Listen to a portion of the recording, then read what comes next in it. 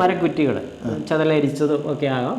അപ്പോൾ അങ്ങനെയുള്ളതിനെയൊക്കെ നമ്മൾ കണ്ടു കഴിയുമ്പോൾ നമുക്കൊരു കൗതുകം തോന്നിയിട്ട് നമ്മളതിനെ എടുക്കുന്നു. നമ്മളത് പോളിഷ് ചെയ്ത് വൃത്തിയുള്ളതാക്കി മണൽ ചെളിയെല്ലാം കളഞ്ഞു പ്രതീകാത്മക രൂപകൽപ്പനകൾ കൂടി നമുക്ക് അതിനകത്ത് കാണാനായിട്ട് കഴിയുന്നുണ്ട്.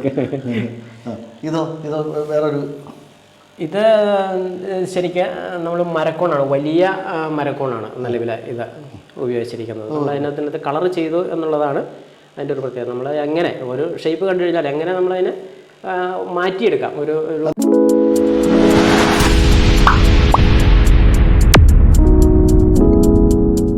എല്ലാവർക്കും നമസ്കാരം.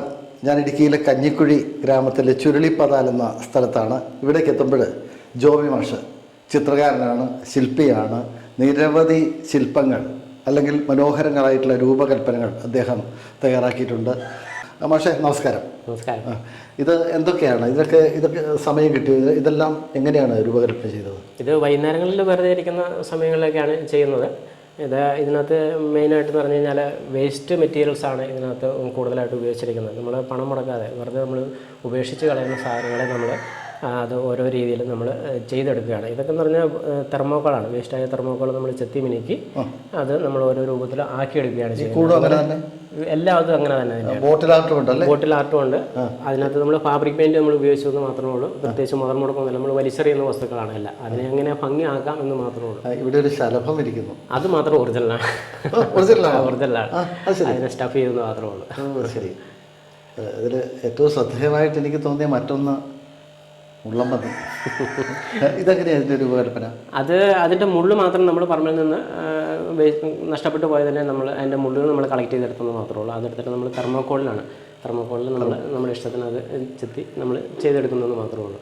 എല്ലാം നമ്മൾ വേസ്റ്റിലാണ്. നമുക്ക് പണം മുടക്ക് എന്ന് പറയുന്നത് ഒന്നുമില്ല. അതിനെ ഫിനിഷ് ചെയ്യാനുള്ള ചെറിയ പശയോ അല്ലെങ്കിൽ നമുക്ക് എന്തെങ്കിലും കുഞ്ഞ് സാധനങ്ങളോ അല്ലെങ്കിൽ ചെറു വാർണിഷോ അല്ലെങ്കിൽ കളർ പെയിൻറ്റിങ്ങിലോ അങ്ങനെയുള്ള കുഞ്ഞു കുഞ്ഞു സാധനങ്ങൾ മാത്രമേ അതിന് മുതൽപ്പ് നമ്മൾ ശരിക്കും വരുന്നുള്ളൂ എന്നുള്ളതാണ്.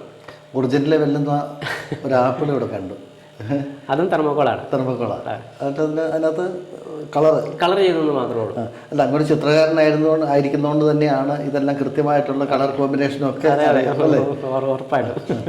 പിന്നെ ഇങ്ങോട്ട് നീങ്ങുമ്പോൾ ഇതെന്താണ്? അത് ശരിക്കും നമ്മൾ കൂണാണ്, മരത്തിലുണ്ടാകുന്ന മരക്കൂണുകളാണ്.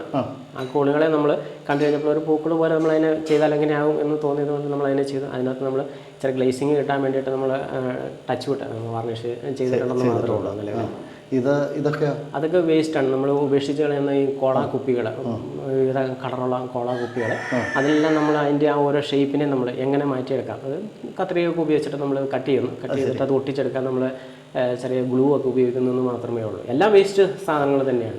നമ്മളങ്ങനെ ഉപേക്ഷിക്കപ്പെടുന്ന സാധനങ്ങൾ നമുക്ക് ഇത്തരത്തിൽ മനോഹരമായിട്ടുള്ള വസ്തുക്കളാക്കാമെന്ന് കൂടിയിട്ട് ജോബി മാഷ് തൻ്റെ പരിശ്രമം കൊണ്ട് തെളിയിക്കുകയാണ്. ബോട്ടിലാട്ടിലും നല്ല പ്രാവീണ്യം ഉണ്ടല്ലേ? ബോട്ടിലാണ് നമ്മൾ കലയാണല്ലോ നമ്മുടെ അടിസ്ഥാനം. ഈ ബോട്ടിൽ നമ്മൾ സാധാരണ ബോട്ടിൽ തന്നെയാണ്, നല്ല ബീറൂപ്പിയാണ് ശരിക്കും. അതിൽ നമ്മൾ ഇതുപോലെ കളർ ചെയ്യുന്നത് മാത്രം.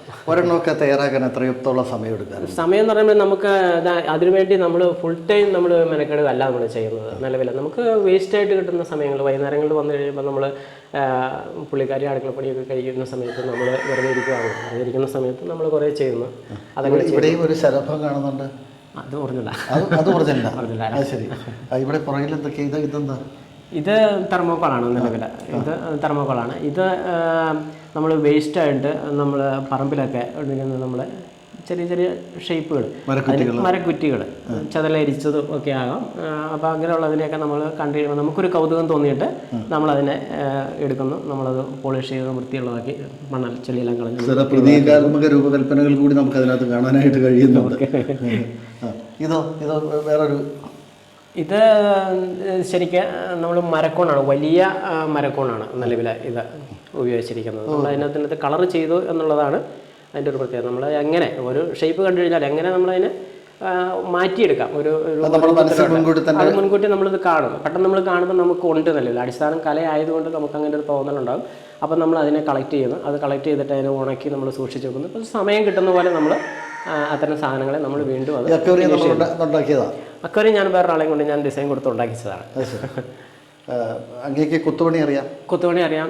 കടച്ചിലെ കുത്തുപണി, അതാണ് മെയിനായിട്ട് പണി. ആശാരിപ്പണി അറിയാം. അതുകൊണ്ടാണ് ചിത്രകല അധ്യാപകൻ കൂടിയാണ് അല്ലേ? ചിത്രകല അധ്യാപനം കൂടി. എവിടെയാണ് ഇപ്പോൾ ജോലി ചെയ്യുന്നത്? ഞാനിപ്പം റോസ്മഡ് സാന്തോസ് സ്കൂൾ ഇങ്ങനെ CBSE സ്കൂളുകളെല്ലാം ഞാൻ പാർട്ട് ടൈം ജോലി ചെയ്യുന്നുണ്ട് നിലവിൽ.